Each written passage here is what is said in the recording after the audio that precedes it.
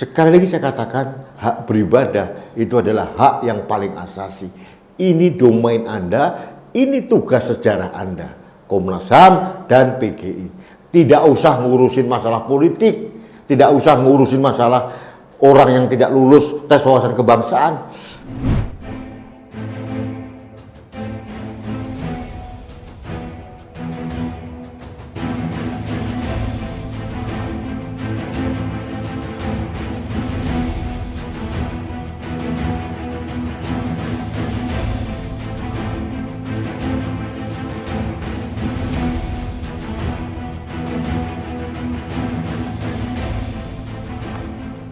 Halo sahabat Indonesia, kita bertemu lagi dalam Opini Rudi.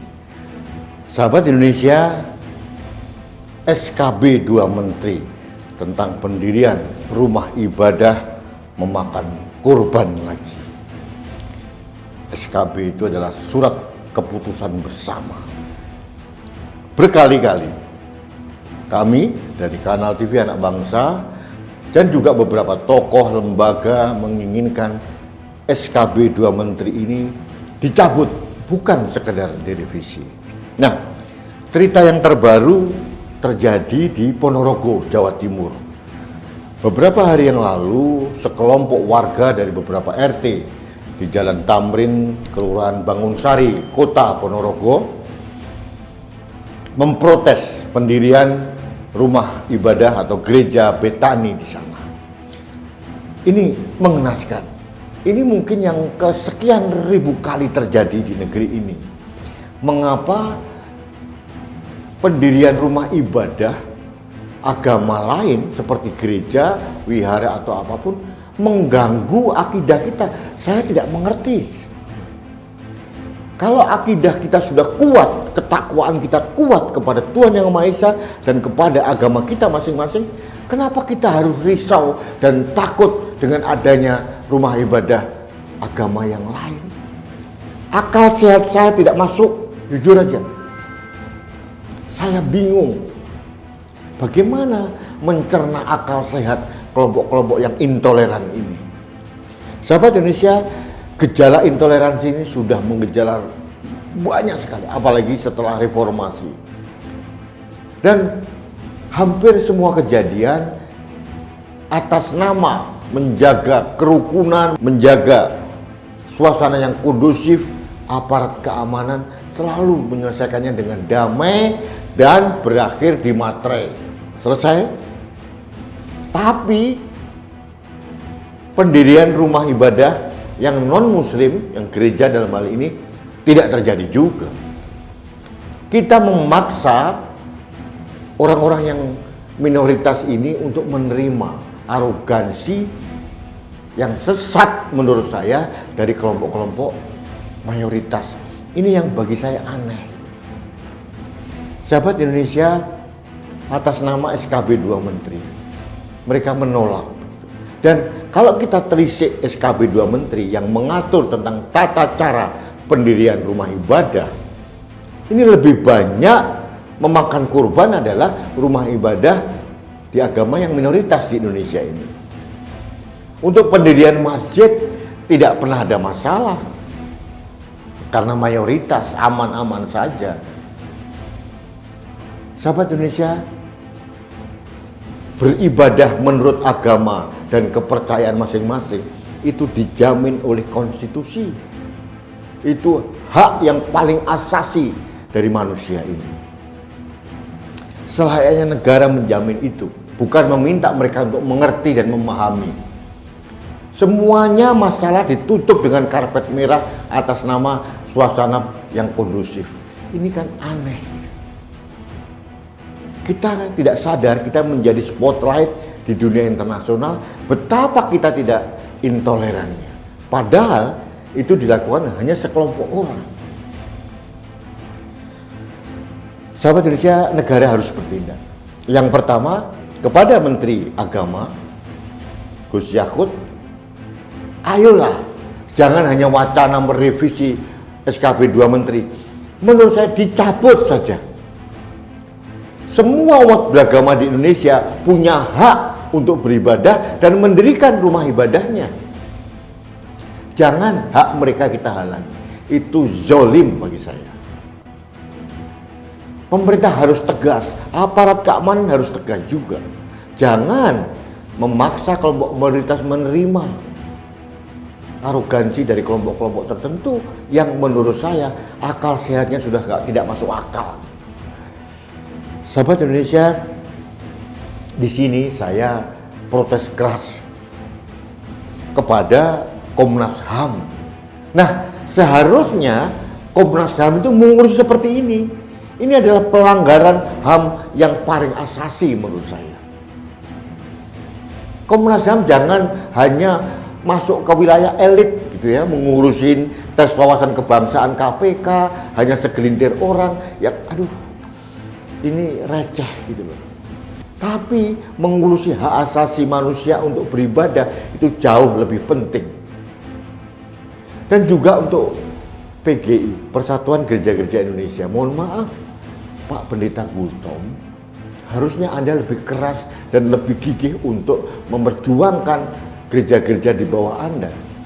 Anda tidak perlu mencari pencitraan dengan mengurusin TWK, kelompok-kelompok kecil yang hanya protes karena tidak lolos tes wawasan kebangsaan di KPK. Masalah di Ponorogo ini jauh lebih penting. Dan ini bukan hanya di Ponorogo, dan ini akan terjadi di berbagai kota. Sebagai contoh, apa kabarnya Gereja Yasmin di Bogor? Sampai sekarang tidak ada penyelesaiannya. Mari kita renungkan bersama. Bagaimana mereka beribadah? Mereka memerlukan tempat untuk berkumpul beribadah dan bertakwa kepada Tuhan Yang Maha Esa.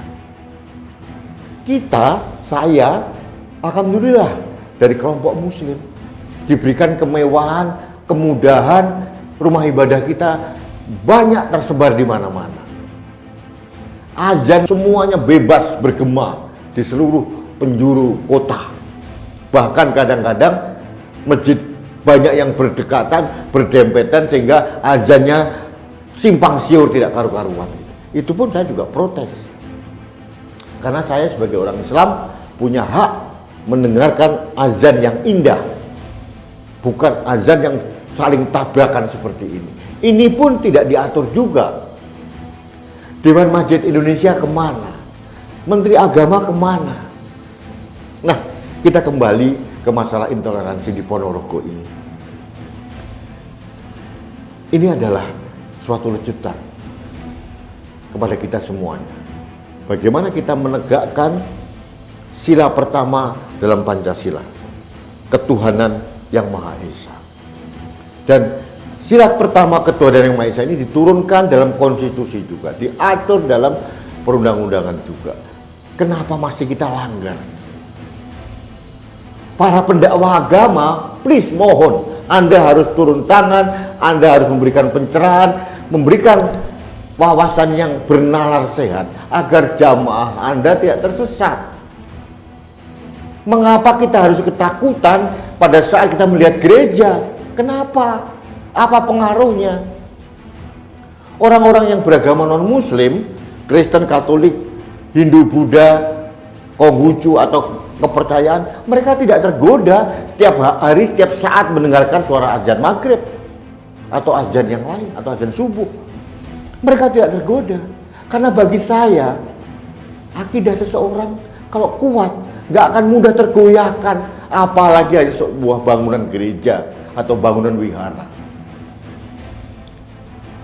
Sahabat Indonesia, ini menurut saya ini sudah berapa puluh kali saya menyuarakan hal ini.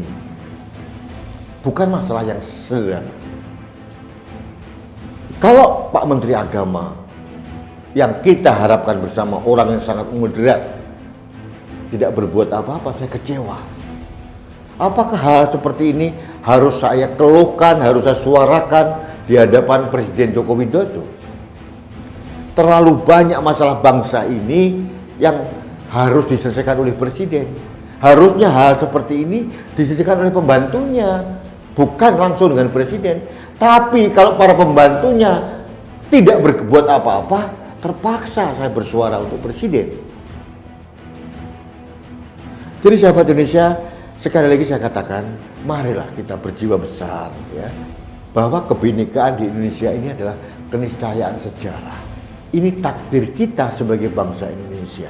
Kita beragam suku, kita beragam agama, kita beragam etnis, kita beragam bahasa. Itulah Indonesia. Justru keragaman budaya yang begitu banyak, keragaman agama, keragaman bahasa, warna kulit, ini adalah kekayaan kita yang harus kita syukuri. Kenapa harus kita nodai? Hanya karena wawasan keagamaan yang sempit. Kita beribadah, sahabat Indonesia, itu adalah tegak lurus kepada Yang Maha Kuasa, sesuai dengan tuntunan agama kita masing-masing. Dan pada saat di sekitar kita ada rumah ibadah agama lain, katakanlah gereja, tidak menghalangi Anda untuk masuk surga kalau memang Anda layak masuk ke sana. Sebaliknya, kalau Anda gigih menolak pembangunan gereja atau pembangunan wihara, bukan jaminan juga Anda masuk surga. Malah menurut saya akan sebaliknya. Sahabat Indonesia, mereka-mereka yang beragama non-muslim, ini adalah saudara-saudara kita sebangsa. Mereka adalah umat Allah Subhanahu wa Ta'ala. Kenapa kita tidak membuka hati kita? Mengapa kita tidak membuka toleransi kita untuk menerima mereka sebagaimana mereka menerima kita? Dan yang terakhir, saya mohon kepada Menteri Agama dan Menteri Dalam Negeri, please, ayolah cabut SKB 2 Menteri. Itu saran saya final. Tidak perlu direvisi. Pembangunan gereja, pembangunan rumah ibadah yang lain termasuk masjid, biar dan sebagainya, biarlah diatur berdasarkan kearifan lokal masing-masing. Negara tidak perlu harus mengatur begitu. Yang terjadi akhirnya SKB 2 Menteri digunakan sebagai pisau untuk memberangus mereka. Ini menurut saya salah sasaran. Tidak perlu direvisi, cabut SKB 2 Menteri. Itu yang pertama. Yang kedua, Komnas HAM dan PGI, ini ada masalah di depan mata kita yang harus Anda tangani secara segera. Sekali lagi saya katakan, hak beribadah itu adalah hak yang paling asasi. Ini domain Anda, ini tugas sejarah Anda, Komnas HAM dan PGI. Tidak usah ngurusin masalah politik, tidak usah ngurusin masalah orang yang tidak lulus tes wawasan kebangsaan. Itu ada yang ngurus sendiri, itu hanya masalah administrasi. Sahabat Indonesia, terakhir saya memberikan saran kepada kita semuanya, umat beragama di Indonesia. Sekali lagi saya katakan, keberagaman agama di Indonesia, suku kita, budaya kita, ini adalah keniscayaan sejarah. Ini takdir Indonesia. Kita harus terima, kita harus syukuri, dan menjadi kekayaan kita yang harus kita banggakan. Bukan untuk sekarang, bukan untuk saya, bukan juga untuk Anda. Ini adalah warisan toleransi yang harus diterima oleh anak cucu kita. Ini adalah tugas sejarah kita sebagai anak bangsa. Baik, sahabat Indonesia, terima kasih. Demikian opini saya hari ini. Mudah-mudahan ini menjadi masalah terakhir yang kami bahas, dan tidak pernah akan muncul lagi masalah-masalah intoleransi yang terjadi seperti di Kelurahan Bangunsari di Ponorogo ini. Semuanya harus berhenti. Kita harus damai, kita harus bergandengan tangan sebagai satu bangsa, yaitu bangsa Indonesia. Terima kasih. Kita bertemu lagi dalam opini berikutnya. Jangan lupa like, subscribe, komen, dan share setiap postingan Kanal TV Anak Bangsa. Bersama kanal ini kita menjaga Indonesia, kita menjaga merah putih, dan kita menjaga Pancasila. Terima kasih. Salam satu Indonesia, salam budaya Nusantara. Saya Rudi Eskamu.